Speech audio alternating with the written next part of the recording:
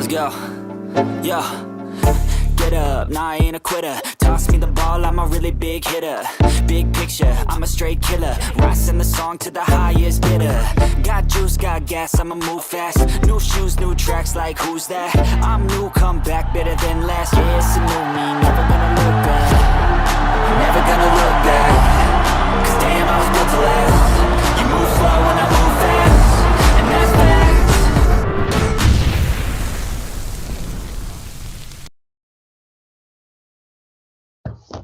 What's up, everybody? How you doing? This is your boy Brandon Trax Hyatt, and I am with you live this Sunday morning before the Bears. I just want to get into a couple things with you as far as like the coaching search, man. We're all excited about who's going to be the next guy that was going to lead our Chicago Bears in a victory and just kind of restore greatness and bring it back to where it needs to be, you know.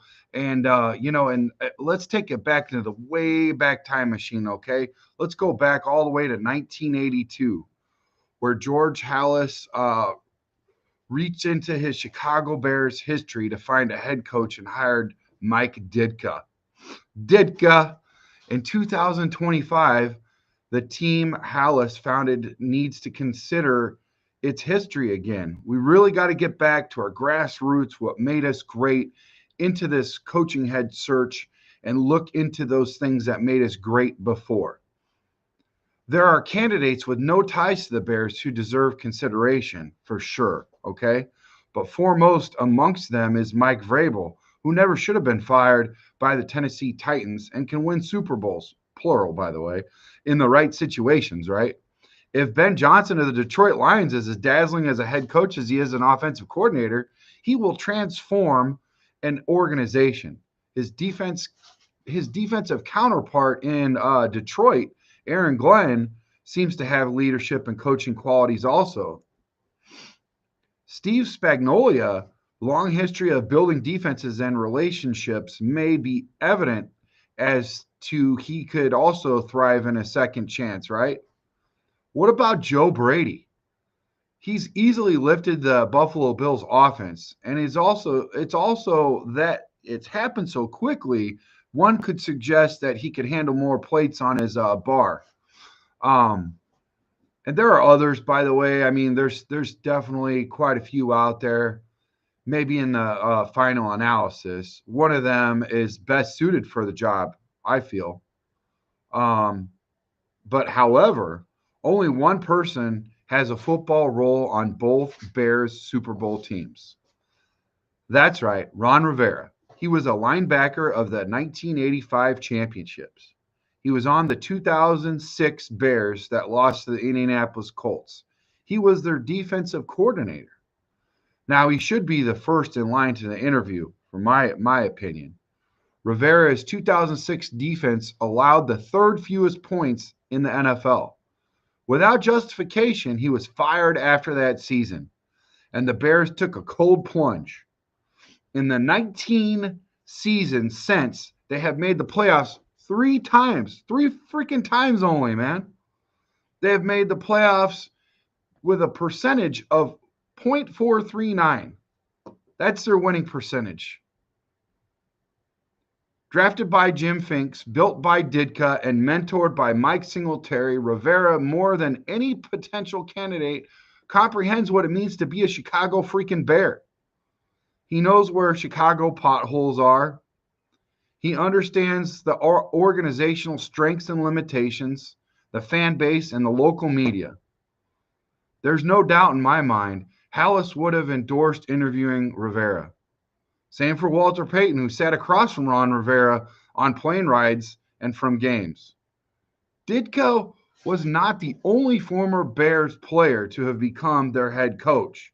We need to go back into the way back time machine in order to understand that this probably could really help us out. In their first 54 years, the Chicago Bears, every one of their head coaches, except Ralph Jones, was a former player for the team. Halas himself played for the Bears. The other Bears who played for their franchise's head coach were Luke Johnson, Hunk Anderson, Patty Driscoll, Jim Dooley, and Abe Gibran. The Bears have been criticized justifiably for not considering former Bear Jim Harbaugh as a head coaching candidate. Ignoring Ron Rivera would be making a similar mistake, folks. History is not only the reason Rivera should be considered. Like Harbaugh, Rivera is proven coaching commodity. His coaching journey began humbly as a control coach for his Bears in 1997. 2 years later, he went to work for Andy Reid in Philadelphia as a linebackers coach before returning to Chicago to coordinate the defense in 2004. When he was head coach of the Carolina Panthers, Rivera's teams made it to the playoffs 4 times and the Super Bowl once. He was voted Coach of the Year twice, which makes him one of 13 to be honored more than once. 7 of the 13 are in the Pro Frickin' Football Hall of Fame, folks, with Hallis and Ditka among them.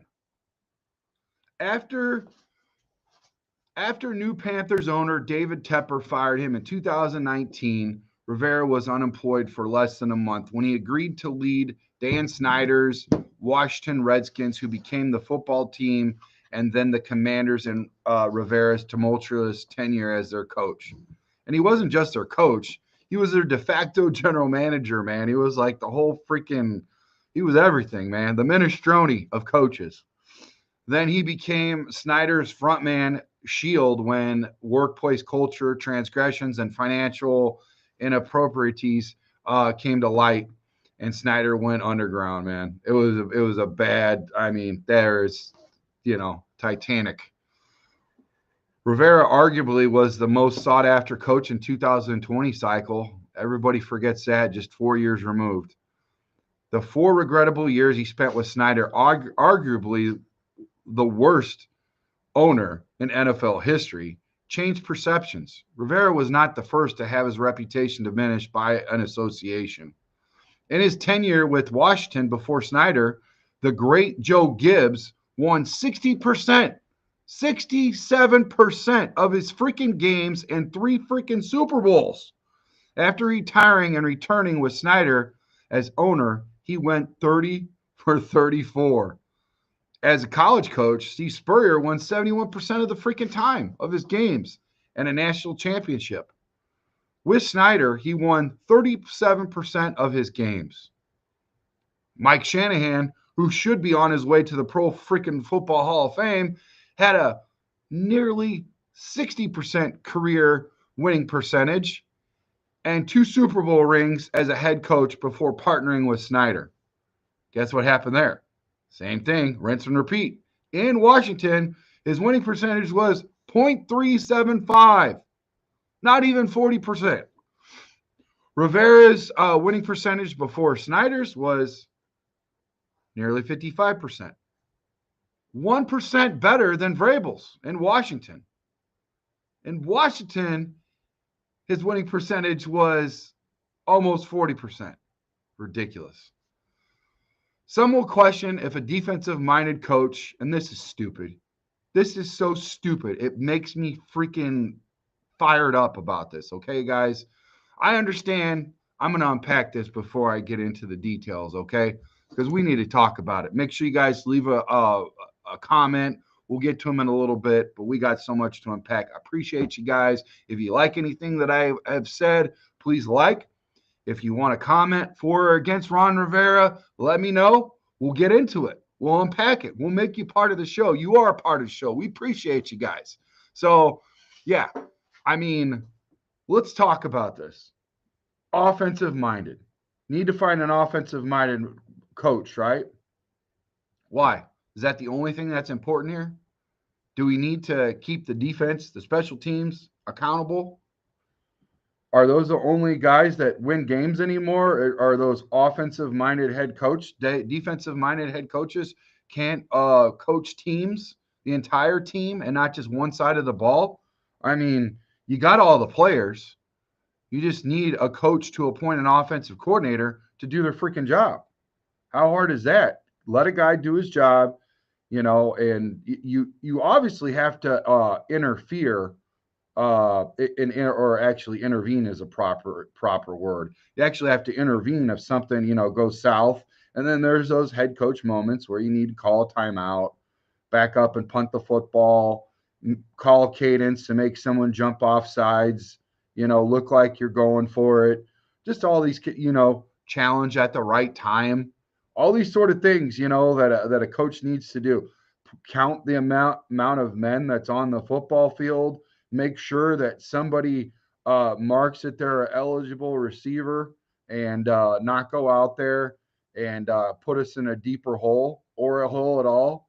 All these sort of things, a coach needs to do.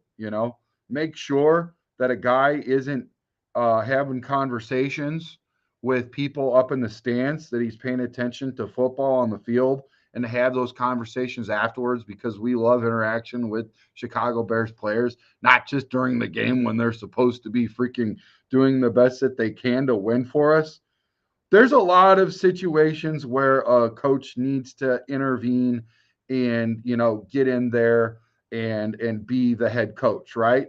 But there's also a lot of times where he can trust his men to do what they're supposed to do what they're paid to do what their specialty is, to, work on their craft and execute their craft.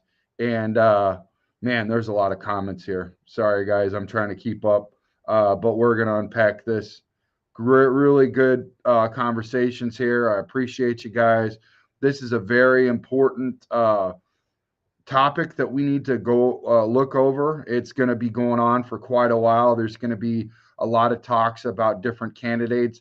If you don't see a candidate that we bring up and you see one that interests you, please let us know.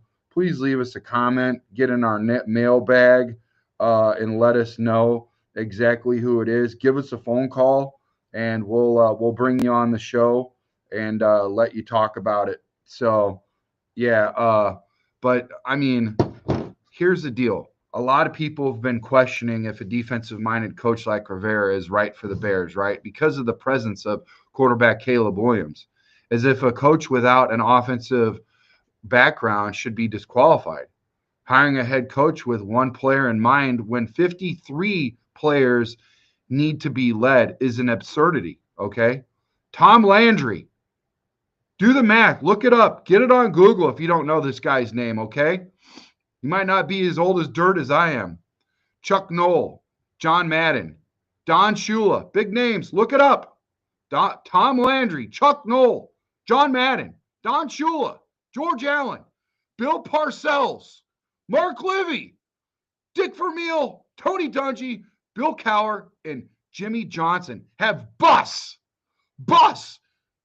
in the Pro Football Hall of Fame. Almost absurdly on their way to Canton are Bill Belichick, John Harbaugh, and Mike Tomlin. Everybody wants Mike Tomlin right now. Everybody wished that Bill Belichick would have been a freaking, what I'm saying? Come on, man. None of them had offensive backgrounds before becoming head coaches. A lot of guys in the Hall of Fame that are not offensive minded, okay? In 2011, when Rivera was hired in Carolina, there were similar concerns about his ability to handle an offense. With the first pick in the draft, the team chose a quarterback, Cam Newton. Rivera sent offensive coordinator Rob Trubisky, quarterbacks coach Mike Shula, and offensive quality control coach Scott Turner to Auburn to meet with the school's offensive coordinator, Gus Molson, and try to understand what Molson did with Newton in helping him win a national championship and a Heisman Trophy winner. That's what he did. He understood who to send in order to groom that one of 53, okay? One of 53 players. He went out. He did that, okay? That's what head coaches do. Panthers coaches implemented concepts that Newton succeeded with at Auburn, including the RPO plays that were widely used at the time. Newton was named Offensive Rookie of the Year. 4 years later, Newton was voted the NFL's most valuable player while playing for a defensive-minded coach. playing for a defensive-minded coach. Imagine that. Rivera connects with players. He earns respect with authenticity, class, and toughness. And apparently, these Bears need a coach who will hold players accountable. The year after Newton was the league's MVP, Rivera benched him because he refused to follow a team rule requiring players to wear ties on the plane. He benched Cam Newton for not wearing a tie on the plane. You want to talk about accountability? There's accountability, okay? Bring your tie. When Newton showed up tieless, Rivera tried to give him a tie to wear. Newton said it didn't match his outfit, and Newton subsequently was held out of the first series of the game. Just the first series. Newton later apologized to the team. Wow, imagine that. You got an apology out of the guy. It worked. Rivera, who learned about aggressive strategies from Buddy Ryan, look him up. He's kind of important in Chicago Bear history. And his Eagles defensive coordinator, Jim Johnson, never has been afraid to take a chance. We need a guy to take a chance, not just be a yes man. A lot of you guys don't like yes men, but if you look at the guys that you're looking at, they can be considered yes men. Before they called the head coach of the Lions, Dan Gamble, they called Ron Rivera Riverboat Ron. Riverboat Ron. Come on, man. Why not? Why me? Try me. Let's go. In his first training camp in Washington, Rivera was diagnosed with squamous cell cancer in a lymph node. That season, he had 35 proton therapy treatments and 3 chemotherapy treatments. Rivera lost 25 pounds and grew so weak he had to be brought into the office with one arm around his wife's shoulder and one arm around his team's trainer. He never stopped coaching and leading, though, and his team rallied, winning 5 of his last 7 games to make the playoffs. Shout out to that, man. Shout out to perseverance and accountability and getting through it in the toughest times. Rivera eventually rang the bell and is cancer-free. That's awesome, man. So cool. For his perseverance, the Pro Football Writers of America voted him the recipient of the George Halas Award, which is given for overcoming adversity. The significance of Rivera winning the award, named after the founder of the Bears, should not be lost on those entrusted with maintaining the Halas legacy. What do you guys think? What do you guys think? Should we give him a chance? Should he at least get an interview? Let's get into the comments. Let's see what you guys got out there.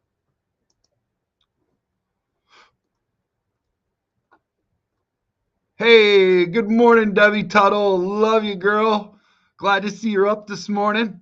Hope you got a cup of coffee. I didn't get a chance to get my cup of coffee, so I went into my garage, right, Debbie and everybody else that's listening, and I plugged both of the heaters in, and the space heaters blew my circuit breaker, so I had to go down to the basement, turn it back on, turn all the power back on, turn the heater on, one of them instead of both of them.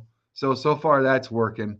I got some electricians, though, that are going to come help me upgrade. So that'll be good to get 2 heaters, because anything below what it is now, I'm going to need both those heaters, Debbie. Love you guys. Bear down, Darius. Let's see what Debbie has to say. She was actually a cheerleader back in the days for the 85 Bears. So she'll have a little bit to say about before and current times. She said, Coach Mike Ditka and the best head coach, Buddy Ryan and the best defensive coach. Both Ditka and Ryan teamed up to build the best NFL team ever in the 85 Chicago Bears. Shout out to Debbie. I agree wholeheartedly. Debbie also says Ron Rivera would be a great head coach. Ron Rivera is intelligent and knowledge of football, and agree should be considered. Good morning, Matt Cooper. Appreciate you. Yeah, I know what you're saying, Debbie. Ditka. Da Bear says Riverboat Ron. What up, Da Bear? How you doing, buddy? Appreciate you. Yeah, that's right. That's right, Crooked Commish. Up early, bro. Shout out. Salute to service, bro. I'm a military veteran, so up and early, man. Early bird gets the word. To be early is to be on time. To be on time is to be late. Thanks for being up early with me, Crook. Appreciate you. I like what Christopher Brown says. Taught a lesson, but didn't mess up the team. Yeah, absolutely. Yep. Chris says Riverboat Ron took chances. Yes, he did. He took chances, man. We need guys. We need guys to take chances, Chris. We really do. We can't just have a guy that's just glad to be in the building and a yes man and, not really working with the others and just being like bold headed or hard headed about what he sees and what he knows. And that's the problem with guys that haven't really lived a full life is that they gloss over things and they're myopic, not because they're bad or anything. It's just they haven't lived life. You've got to get a lot of repetitions that leads to retention, and you understand and appreciate what it takes in order to make this thing happen. It takes a lot of people, man. It takes a lot of people. So you need a guy like that to not be hard headed. And if somebody sees something and brings it to their attention, now all of a sudden it's like, hey, let's address this. Yeah, let's give it a shot. Let's take chances. Shout out to taking chances, right? I'm all about it. Debbie, love you also. What's Ed say? I look half asleep. Well, I might look half asleep, but I'm not. I need my coffee, bro. I need my coffee or Monster. I wish there was like some sort of DoorDash within our community for podcasters. You guys just came and brought me a cup of coffee. That'd be freaking awesome. Shout out to DoorDash.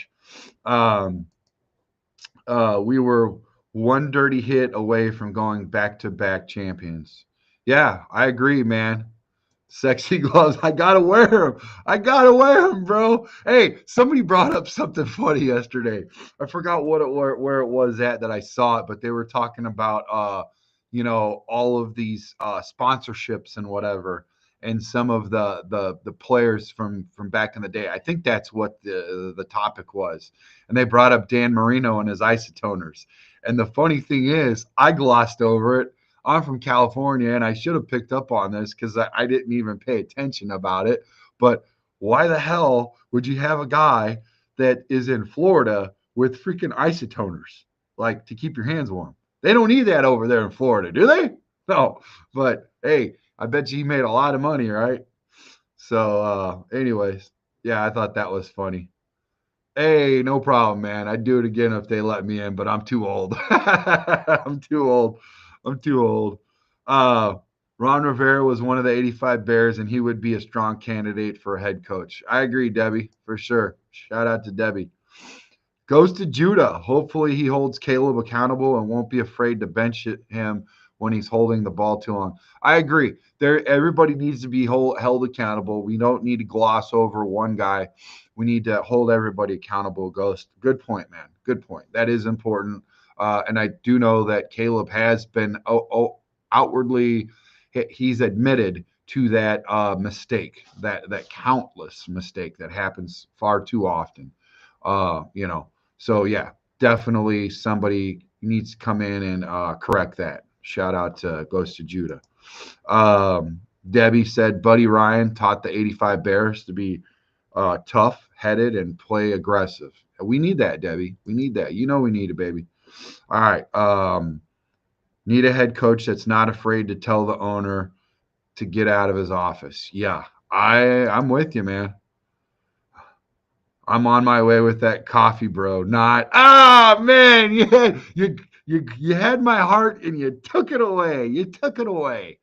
Nah, I think after this, excuse me, guys. I think after this, I'm gonna head to the gym. I got to get a good workout in before I go up to Bridges Scoreboard, your Northwest Indiana Chicago sports headquarters with the coldest beer in Chicagoland and award-winning Hall of Fame menu. So we are going to have Jerry Azuma up there today for my shameless plug. He'll be up there at about 11 o'clock, give or take. We're going to have a podcast with Jerry, a.k.a. Zoom Azuma, Pro Bowler. Shout out to Jerry for coming up there and hooking us up with his talent. I'm excited to get some autographs and some pictures and some conversation with him, some in-game analysis, and just break bread with the dude and hang out with him and have a good time. Win, lose, or draw, man. Whether the Bears win, lose, or draw, we always win and have a great time at Bridges Scoreboard, man. Those people are awesome. It's not just customers, it's a community. It really is, man. Lots of friendship, and man, they've yelled at me like I was the one given the place, and I was the head coach that was making all these mistakes. But they've also cheered me on. We've cried together, we've laughed together, we've had a lot of good times, and I have a special speech for them. I'm going up to, as some of you may know, I'm going up to the casino to with an audition, and it's the Packers game, Bears Packers, January 5th, or it's a flex. I don't know yet. I don't know if they've updated that. Yesterday I checked. So far they haven't updated that flex, right? So it's either going to be a Saturday or a Sunday. I'm hoping it's a Sunday. It'd be nice to have it around noon. Please, NFL, if you're watching, if you're listening, NFL, January 5th, Sunday, noon. Let's do it. I'll be in the sports bar and at the casino. It's going to be really cool. Wind Creek Casino, right off at 80 and Halstead exit in Homewood Flossmoor area. It's going to be a great time. It's going to be a lot of fun. I'll be up there with my co-host Jim Miller. We're going to be calling the pregame, the entire game, and the postgame. It's going to be a good time, man. I'm excited about it. So hope to see you guys up there. Come, cheer us on, come root for us. Let's pack the house. Let's show them what this community is all about. And I'm always taking you guys with me, no matter where we go, whether it's the last time at Bridges or not. I'm always going to be with Bridges. We're going to do stuff together outside of the Chicago Bears, So yeah, you'll see me up there. I'll be up there. It's my neighborhood. It's my community. It's my people. It's my friends. It's my family. Love you guys, and they'll always be with me everywhere I go. I learned a lot from that and them being able to take a chance, and Jeff and Scott Bridges, and I love those guys. They're like brothers to me. So gonna carve out a special little, um, conversation with the customers and the staff and friends and family up there. So, anyways, hope you guys have enjoy the game. Remember, win, lose, or draw, we always win as Chicago Sports Super Network and Chicago Sports Podcast, man. Love you guys. You're awesome. I mean, dude, humble beginnings. You guys want to hear a really cool story? Some of you guys may have already heard it. I had a really trashy phone, right? And it was my first ever show. It was Facebook only, and I put it up on my town trash can, and I had it like this set up against it, right?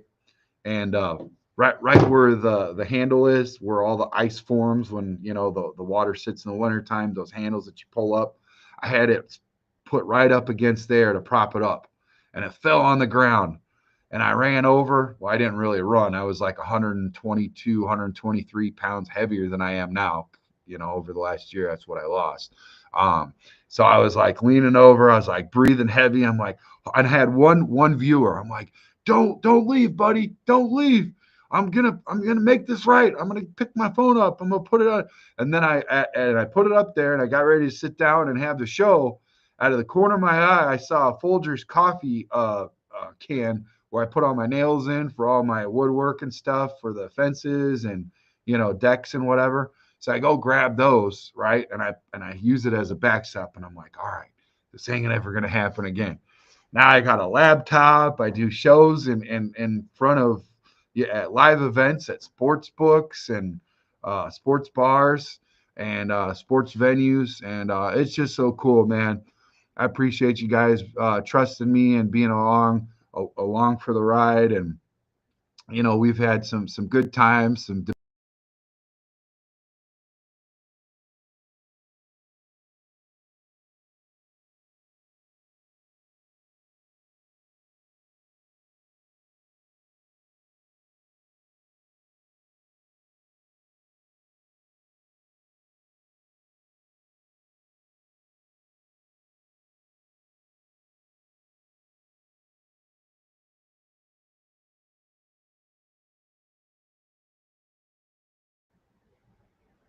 Hey, I think I'm back. Yeah, I'm back. I lost connection. Sorry about that, guys. So yeah. So, anyways, I'm just excited about the whole thing, and thank you guys so much for trusting in me and being with me, man. You guys are great. Uh,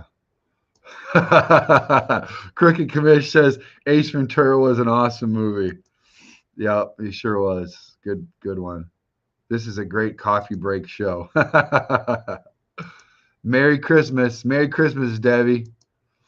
Go Fighting Irish. They are going to win that natty. You know what? They look really good. And I kind of wish, in the Indiana area, Chicagoland area, right? I kind of wish that they would have been able to play different teams, the way the seating was. So Indiana hopefully could have made it to the next round together. You know what I mean? But man, they were outmatched. That defense looked good. They were running right through IU. I was rooting for IU because my daughter Faith's mom, she graduated from IU. So, and they were the underdog. I always root for the underdog, but I'll also root for Notre Dame, local team, and friend Brian Urlacher, his son is up there too.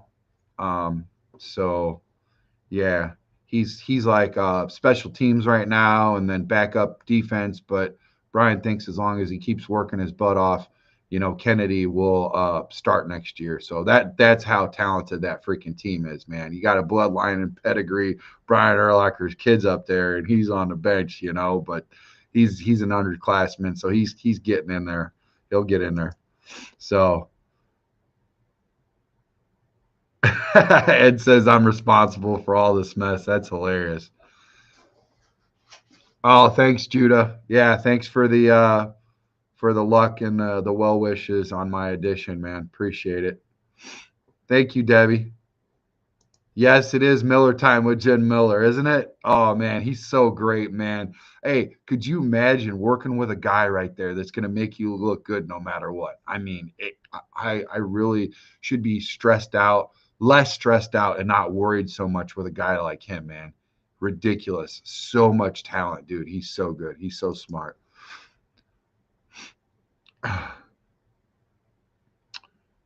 Ed Buckley says he just found out he will be attending the Seahawks game, so chalk that up as a win.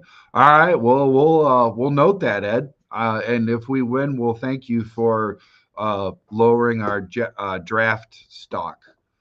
Uh, but no, man, I hope we win. We always want to win, right? Just kidding, Ed. Yeah. What's up, Scottish Bear? Shout out to Scottish Bear. Crooked Commish. All big things have small beginnings. Good luck with growing your show. Thank you, man.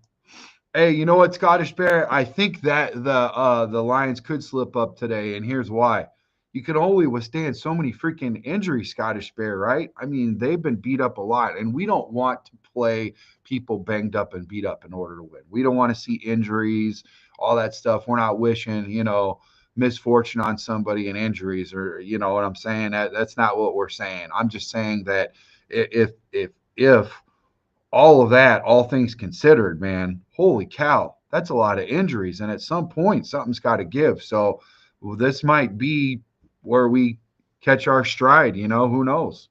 Uh, and we beat them, what, 3 out of 4 quarters last year? This is the same team. Well, they did get a little bit better, but then they took quite a few steps back because of injuries. Yeah, Crooked. You got a good fantasy show, bro. You are growing with us, man. We'll be there to support you, man. We love your show. We love your content. You and Chef can cook for sure, guys. All right, I'm gonna get out of here. My toes are starting to freeze. You guys have a good one. I appreciate you. Thanks for joining in. And as always, I like to say, Chi-Town up and bear down. Love you guys.